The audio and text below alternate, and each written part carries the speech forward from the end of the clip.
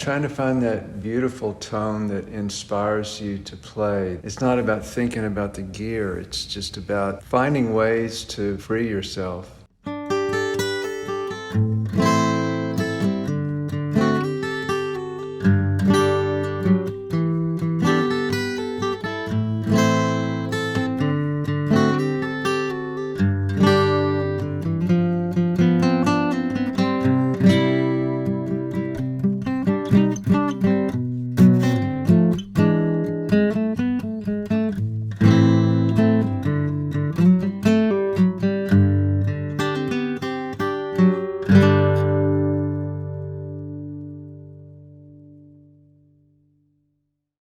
Welcome to the Acoustic Guitar Podcast. I'm your host, Nick Grizzle, and in this episode, I'm excited to share a wide-ranging conversation with Eric Johnson and Gretchen Menn. We talk about ego, joy, how to get good tone, and, of course, guitars and gear. Before we get into it, I'd like to take a moment to thank our sponsor for this episode. Thanks to Tonewood Amp for sponsoring this episode. Tonewood Amp is a game-changing multi-effects device that attaches to any acoustic guitar. Get reverb, delay, and more. No amp required. Here are some user reviews. This thing is fantastic. I cannot put my classical guitar down since I received my Tonewood Amp. Playing my guitar without the unit on it now sounds stale. Turn on the unit and wow, it sounds like heaven on earth. Learn more at tonewoodamp.com. While both my guests are lauded for their electric guitar chops, this episode is all about playing acoustic. Gretchen Menn is a guitarist and composer based in the San Francisco Bay Area. She writes, records, and performs original music and is the author of the popular instructional book, The Way Music Works. She's also the guitarist in Led Zeppelin tribute band Zepparella. Eric Johnson is among the pantheon of Texas electric guitar masters and might be best known for his Grammy Award-winning rock instrumental Cliffs of Dover. He's also an accomplished acoustic player with a signature Martin and several acclaimed acoustic-centric albums under his belt. And something that I took away from our conversation is that we're always growing. No matter what achievements or success may come our way, there's always more to learn. And we kick things off here with Eric Johnson sharing the guitar technique he's currently learning and practicing.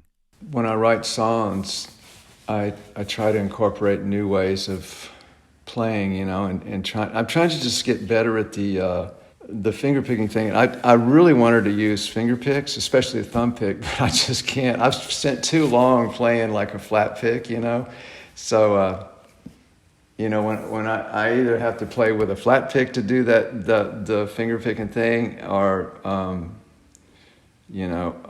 just use my fingers, So I'd love to play with a thumb pick, but I don't know if it'll ever happen. It just feels so foreign to me. But I've been working on just, finger picking and stuff. And keeping a rhythm, just learning to, that kind of thing, which is all sorts of stuff you can do. And just keep it kind of going. And it was hard for me to learn how to do that. And I'm still just kind of a beginner at it compared to a lot of people, so but it's fun. It's fun to, work on. Wow. I love that keeping it humble attitude. That's cool. Well, it's interesting, you can live in your own bubble and entertain yourself, but I don't know, there's a point where that just kind of exhausts itself, and all of a sudden you look behind the curtains, and just see, wow, it's kind of an illusion to kind of live in that, and so at some point, I think if you're lucky, I guess, that bubble gets burst, it might not be the most comfortable thing in the world, but it's very medicinal and therapeutic, How did you come to that? Is that through, how does one have those revelations? I think you just go out and you hear a lot of players, you hear players that, you can name players constantly that do any style of, any selection of a style of music that, I don't want to say better than you, that's putting it back in that box, but maybe you just more realized or whatever, I don't know, but, I think, and it's just that way with any players. Like you mentioned Django, you're just like, wow, I can do some of his licks, but I'll never be able to in a liquid way, just alphabetically speak that way, and that was what he did, with Stephen Grappelli. They'd be playing the Hot Club of France. It's just like, it was just like liquid alphabet, right? And I don't, there's certain styles that I'm learning to be able to speak that way, but some of it's where you just you get little snippets of it, whereas some people, that's just their alphabet, and I think realizing that, and like listening to Doyle and his finger picking stuff is just off the hook, and I'm like thinking, well, just kind of walk away and be humble about it. It's like, I got my own thing. I play electric and I write songs and do my thing, and you don't want to tear yourself down. You want to support yourself and be a friend of yourself. But I think also you just go, wow, there's room for everybody, and you're never gonna have the corner on the market, like that. And I don't know. It was a process. I guess I'm taking a long time to answer your question, but it's a process of realization. For me, it was. Yeah. I'm still working on it, and it's interesting because I think it's an antithesis to music. We start off playing when we're kids, and it's just pure joy, and it's pure innocent exploration. And then we start, maybe we get decent enough to where we play in a band, or we get gigs, or we get whatever, and, more gigs and tours and record labels, and we start building this encasement of what we think we are, and then we get eluded into that, that thing that's not really that real, and then we have to kind of, I think at some point we break it down and realize, wow, it's just about the joy of music, and the other stuff is kind of an antithesis if we buy into it, That really makes sense. I think sometimes I feel like there's something that's really creatively unhealthy about having ourselves reflected back to us too much. Yeah, that's really well said. It's this invitation for constant ego, but both in the positive and negative, and people giving voice to your greatest insecurities, and then people telling you things that feed something that none of us want to have out of control. Absolutely, yeah, and I'm still trying to figure that out.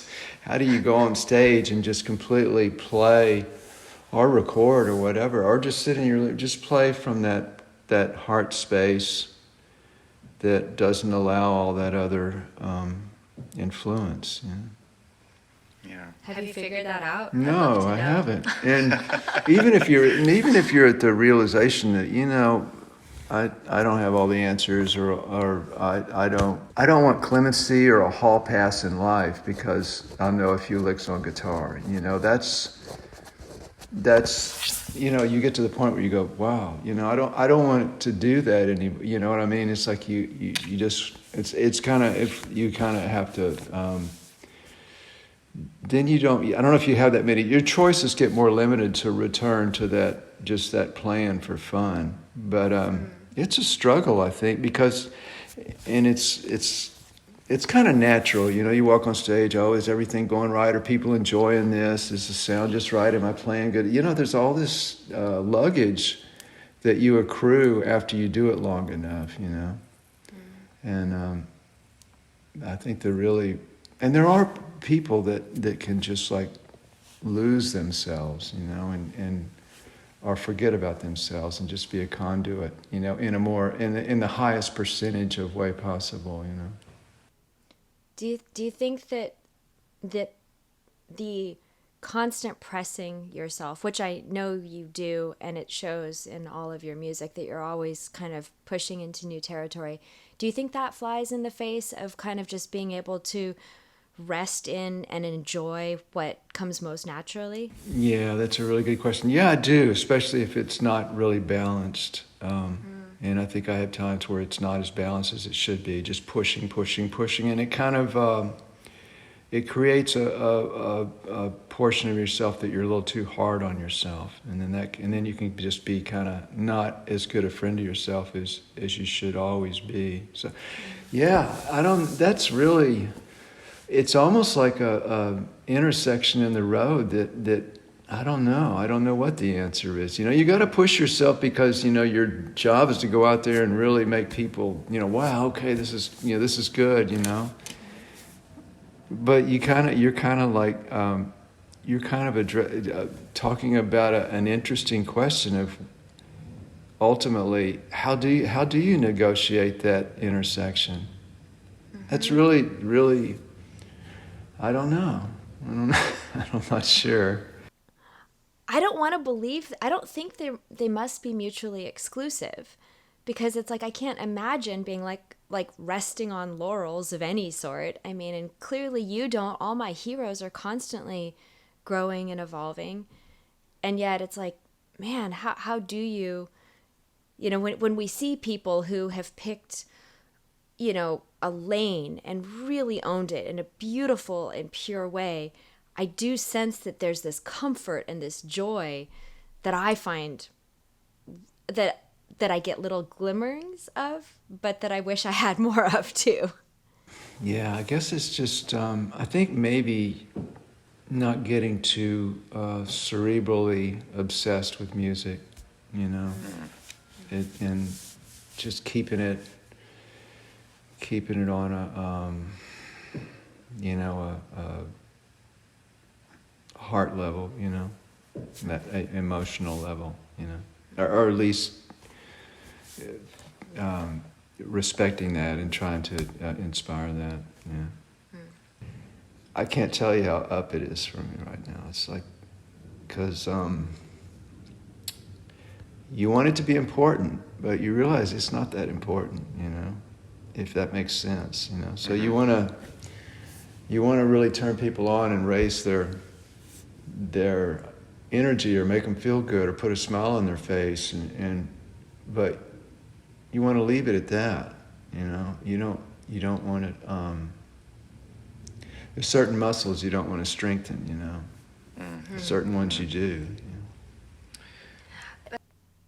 I mean, I think you really said something that I think is beautiful, and at least this is my thought currently on the matter, is that you want something to be important, and yet you also recognize it's not too important. It's like, but on one hand, I can say your music has been transformational to me. Like, you're why I picked up a guitar. My life changed because, I saw, at least what I felt in the moment was that joy, in hearing you play, that made me think, how does one get like that? Is he the happiest person in the world, playing like that? Or is he so happy because he can play like that? Whatever it is, I think I need to take guitar lessons. And so while on one hand, it's like we don't want to get all, we know that maybe ego doesn't help creativity.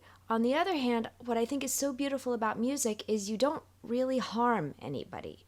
The worst, so on one hand, it can have great meaning for somebody else and change their lives for the better, but you're really not going to hurt anybody either. It's like people listen to music mostly voluntarily, and you can always walk out of that grocery store or that gym or something or put in earplugs if it really bums you out. But if you think of the ratio of potential positives to potential negatives, I don't really know anything else that has such a potentially high value for minimal risk. Oh, wow, yeah. Beautiful, yeah, that's true. I mean, does this have any effect on composition for you? When you're writing music, do you think about these big kind of questions? Yeah, I guess I always do. I try. There's a tremendous pressure I put on myself anytime I'm writing to not repeat myself and not to fall into some sort of formula, which I enjoy. It's part of, like we were talking about, the process of constantly pushing. It means that I'm very slow to put out albums. In fact, I was looking kind of more carefully, Eric, at your discography, of looking at all of the timelines of stuff. And I remember back in the day, there was all of this Avia Musicom was so huge, and when is Venus Isle coming out? And then I looked, I'm like, it's only 6 years. Are you kidding me? That's nothing. Really, I'm like, oh my gosh. If I well, was that was quite a a crazy deal, but But it's not that long. Like as a fan, you're like, hey, can I have another album like, yesterday? And then you realize as an artist, you're like, if you want to make good music, if you want to make something that you feel measures up to your own standards and is worth people giving their most valuable asset, which is time. If they're going to give you their time and attention, you don't want to take that lightly. There's a huge responsibility there. And so when I'm composing, I absolutely think about that. And now it seems like having been, the fan that was eagerly wanting Venus Isle to come out. And now I'm like, 6 years is nothing for an album that good. it's interesting. There's a certain balance there, I guess, of, you can get so like, and you're looking at the microscope and molecules and take 20 years, or you can kind of like keep some kind of beacon on where you're achieving what you want, but not going too far. Yeah. And that was quite a lesson. I mean, I recorded the whole record twice, and that's like a whole thing, I don't know what. But there are some songs on there that I actually listened to it recently and liked some of the stuff on it. It was cool. Eric, can I ask you about one of the pieces that I was listening to and really interested in? I don't know if I'm saying it right. Is it Serenidad? Oh, wow. Serenidad. Yeah, that was just an improv, actually. Is it really? Yeah. I've listened to so much of your stuff, and I was kind of shocked because when I was listening to it, I'm like, wow, like I feel like you're just, maybe it's that constantly pushing into new territory. If somebody played that for me, it's like this new aspect of your creative voice. Wow, thanks. I think that's because there wasn't any time for me to get in the way. I just really just figured I wanted a little touch of a nylon string guitar on that record, so we just pressed record, and I just kind of, I think I went through like 2 or 3 times, and maybe I had a couple of little vague ideas, but just kind of went for just making it up. And then I think at some point I played the songs maybe twice as long as it is, and so I edited out a couple of sections where I didn't like them. It's just beautiful. I mean, I have heard so much of your steel string stuff, but the nylon string was absolutely gorgeous. You don't use nails, right? No, I don't. How do you get the most out of a piece on acoustic guitar? You just, when you think the song is working, when it completes the story that you're trying to tell, and you just kind of have to make I guess a judgment call, creative judgment call on if it's doing that or not. Mm-hmm. Just kind of listen to it. Don't just entertain it in your head, but kind of listen to it and see if it's really accomplishing, getting to that end point of where you feel it's telling the story that you want to tell. And sometimes that can be like an incredibly simple little thing. And notably, in some of those cases, you can mess it up by trying to make it too complicated. So you kind of have to just, listen to the story you're telling and just what works, what's too much, what's not enough, Okay, on a purely kind of technical level, the tone has to be there. There's nothing to hide behind.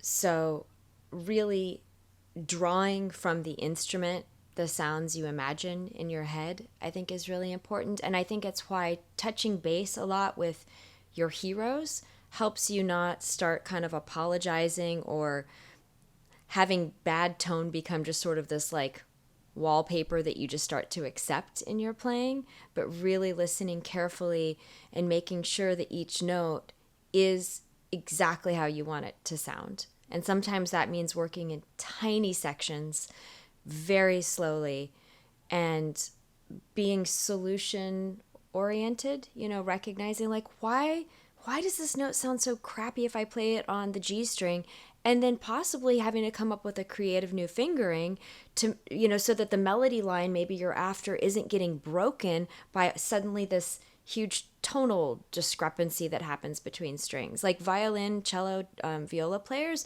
are very aware, and anybody who's writing for them are very aware about the tonal differences of notes produced on different strings. And as guitar players, I think anybody who's played long enough is inherently aware of it, but I don't hear people talk about it quite so much. So sometimes coming up with creative fingerings. And then maybe the last thing I'd say is in this day where it sometimes is so efficient to work to a grid in Pro Tools or Logic or whatever, tempo dynamics is something that I think a lot of people who have their roots more in rock today, not in like the Led Zeppelin style, like let's just play to Bonham and we go, but metronomic is not a good thing, I think, especially if you're talking about something as intimate as something you're playing on a solo instrument, and so being able to have enough facility with whatever you're playing to really make sure that you're able to have that objectivity in the moment to recognize not just, oh, this is what I'm able to do, but like, no, right here it wants this little push forward, or right here it wants this little easing up. And so being able to have, the technical stuff down enough so that you can have that objectivity and be a listener at the same time as a player. So what do you think goes into getting good tone? Is it a gear thing? Is it like the instrument you're playing, or maybe how you're playing, like your technique? There are many different components of tone. I believe that tone really comes from yourself and your ears, and your gear and your instrument just determines how easy it is to get the sounds you imagine in your head. Eric is going to sound like Eric if you hand him something way less cool than all of his old Strats and stuff. He's still going to sound like Eric. Jeff Beck is still going to sound like Jeff Beck. Tommy Emmanuel is still going to sound like Tommy Emmanuel. I think it's a question of how hard do you have to fight for it. So to your point, certain aspects of, playing acoustic guitar on stage, there are a lot of things that, at least for me, I don't travel with a sound guy or anything, are kind of out of my control. I'll often do things. It's not a fun answer, but it's a practical one. If I'm playing like Led Zeppelin stuff and all the different tunings, I'll decide which guitar sounds best in which of Jimmy Page's tunings, and then which one I should play based on kind of a practical, like how quick can I change over between the songs, so because I don't have a guitar tech, so everybody's not waiting there watching me tune. I know that Eric will give you a cooler answer. Mine's very practical. I think that's totally right. It really is your intention and your fingering, how the resolution of how you fret the string as well as pluck the string or pick the string. Though, and then also, it's really interesting what Gretchen's saying about the different strings, because that's huge. And yeah, and classical players might do that. You don't hear a lot of people talk about that on guitar, but it is huge. And when you're creating a storyboard of the orchestrated part, it really makes a difference, because one of them will be louder than the other or thicker than the other, and that's a big thing. Really, it's the resolution of how you and fretting the note makes a difference. How you fret it with your fingers. So I think it's a process of trial and error where you learn the sweet spot of the fretting, the sweet spot of the picking or plucking. But behind that all is really the intention, and then the strings you choose to play it on. So here I was expecting, here's what kind of amp you use, here's the pickups you need, and it's just how you play the instrument is the most influential piece of getting tone. I think really it is, and because people do, like Gretchen was saying, they sound like themselves no matter what they use. It might be a little bit more realized on certain gear, but it's really comes from that initial performed intention. Well, I did want to get into gear a little bit. Eric, you have a signature model. Is it a Martin that you have a signature model of? Yeah. And you have a D45 that I've read is very special to you. I want to talk about both those guitars if we can. What makes that D45 so special to you?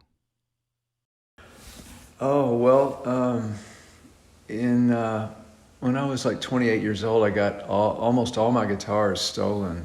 Um, and I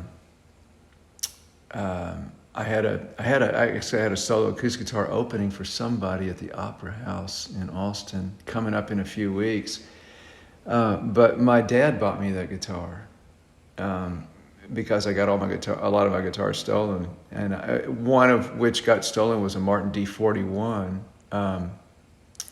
Actually, a friend, I had a D41 that was not there, and then I had my own D41. I had a friend of mine's D41 that got stolen, so I had to give him my D41 because his got stolen just to make up for that. But then I didn't have an acoustic guitar, but my dad bought me the guitar, and so it's very sentimental to me. And how about your signature guitar? When did that come about, and what went into it, and what makes it your signature? Well, Dick Boak at Martin, I don't know if he works there anymore, but he helped design that guitar for me. And that's a crazy thing, design an acoustic guitar. I think I probably could have done a better job just maybe now, or maybe just trying some different things other people would suggest, because I think I kind of went for what I thought would work. I mean, it's a cool guitar, but I just didn't really know a lot about acoustic guitars when I designed it. I was thinking more about looks and stuff, and I really didn't know, you know. What would you do differently now? Oh, I think I'd do an OM style, maybe with a cutaway, but maybe try different woods. Yeah, just kind of make sure that it had the right sound through all the notes, you know. Yeah. Gretchen, what acoustics do you find yourself reaching for the most when you reach out? This one, is there one that's just kind of finds its way into your hands more often than not? It kind of depends on what kind of acoustic playing I'm doing. Right now, I'm very lucky to have Kenny Hill's personal classical guitar that he just kind of Wow, let that's me. awesome. I oh, it was nuts. I mean, I had a Kenny Hill guitar that was, I always said, way more guitar than I am player, but I knew it was kind of a local guy, and I was playing a gig actually with Zepparella, and there was this guy who showed up at the merch table, and he was like, "Do you play classical guitar? You know, your left hand looks like you do." And I was like, "Oh yeah, I have this amazing instrument. I should play more." You know, my typical like, "Oh, I wish I had more time. You know, I'm not that good." You know, and I mean, he's like, "Oh, I'm a builder from around here," and I'm like, "Wait, we're in Felton, California." I'm like, "What's your name?" And he's like, "Kenny Hill," and I practically like jumped over the merch table. I'm like, "Oh my god," you know. And anyway, so he's a composer. We've become friends. I used his guitar on my second album, and then after that, he liked the album, and he was like, "Take," you know, he'd built himself a second personal guitar, and he's like, "Take this first one, see what you do with it. It's got True Temperament frets." Eric, have you ever played True Temperament frets? No, I haven't. Does that mean they're sideways? No, they're not fanned. They've got these little like Oh, corrections. they look like I don't squiggles. understand the. Yes, I don't understand the physics of it. I have all sorts of questions about, like, you know, the little bit that I understand about temperament. I'm like, I'm not sure why it works, but it does sound beautiful. And if Kenny Hill's a big fan, then Oh I wow, I'd was love to open to try trying. one of those.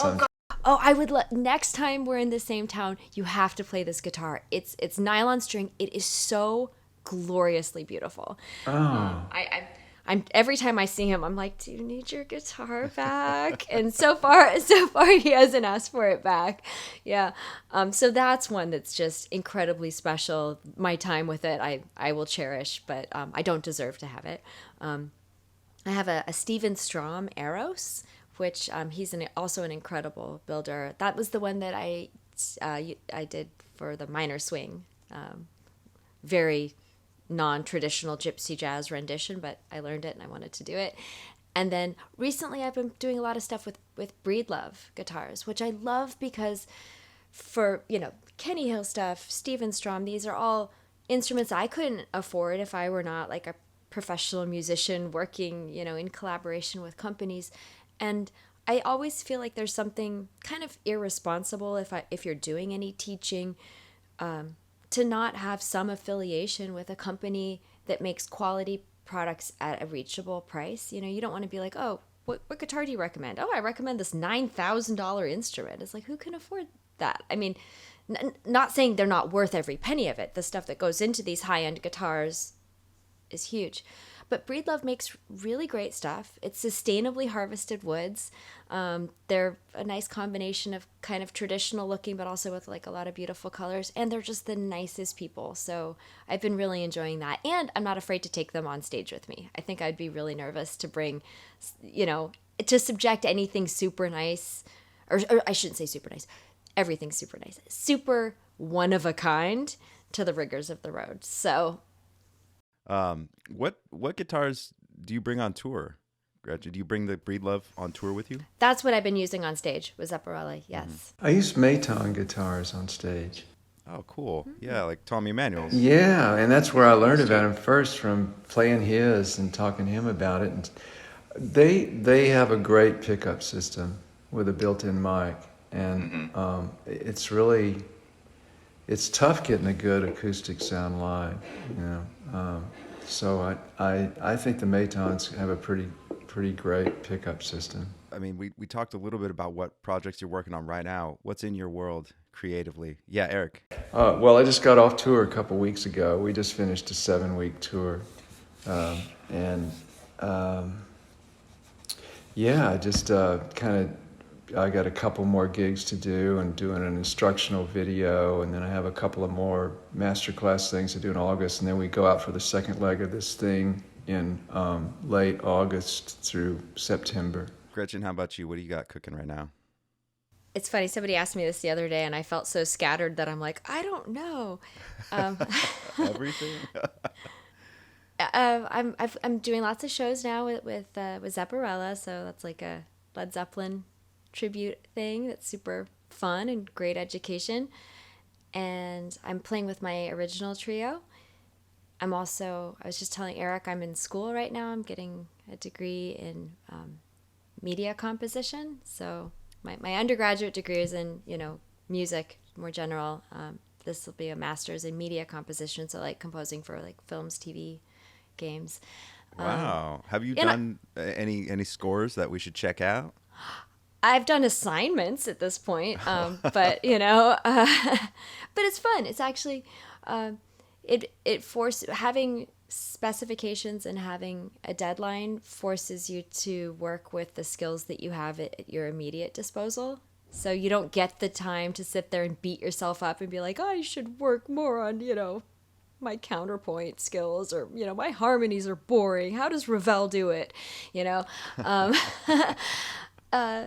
is you have to work within what you can do right then. And it can be really rewarding. I mean, just like Eric was saying with Serenidad is when you are improvising or when you're working on this tight timeline, you don't get to get in your own way the same amount. So it's kind of fun.